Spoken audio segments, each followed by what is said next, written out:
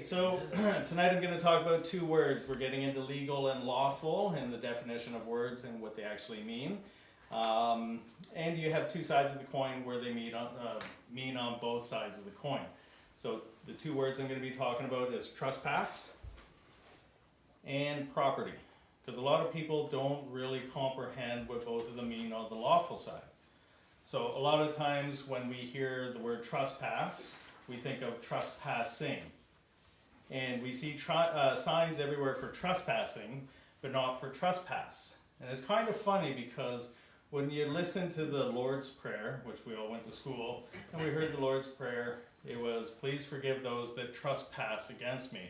Not please forgive those that are trespassing on me, right? So with trespassing, that's a legal term. And what most people see that as is when you come onto my physical property. So if you have a piece of land or a construction site or an open field or whatever it may be, a building, you'll have a no trespassing sign that means stay out of the physical property. Now that's the legal side. In the lawful side, trespass is on anything that I own. So if I have a thought or business, and the way I'm running my business, if you come in to infringe on the way I'm running my business or my thoughts, they're my possession because I thought of them, then you have committed trespass. Now trespass encompasses all. It's all harm that has been done to your fellow man or woman. So if you hinder on anything they're doing, you can be trespassing on them or creating trespass, right? So now property, and these are how these two link together. So on the legal realm, we think of property as a physical property, where you have a building, you have land or whatever, right? You think, okay, that's property, that is it in the legal world. In the lawful world, property is anything of my possession, which means my thoughts. Your children, which are your offspring, sons and daughters, are your property. Your automobile is your property, you know. And again, how you run your business is your property. How it's ran in the policies and the thought process is your property. So therefore, if somebody is infringing on your capability of a thought process or anything else, they're trespassing on your property. Or trespass your property. Does that make sense? Mm-hmm.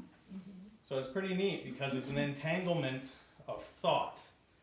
And literally they've twisted it and obscured it to make you believe it's physical possessions, when in fact it's everything that encompasses you. That's your entire property, right? You share an idea, you're sharing your property. Now if somebody takes your idea, steals it, they've trespassed, right? So when I opened my business, that was my property. And then the government tried to give me a fine.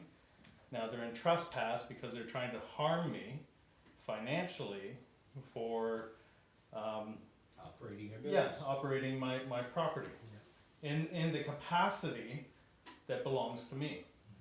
So this is where it gets really funny, because in the legal realm, they make us think that bylaws, laws, everything else, all these corporate policies that come down from the Corporation of Canada, Corporation of Ontario, that they're allowed to do this, but they're not. We have to consent to it. And again, we talked about consent the last time.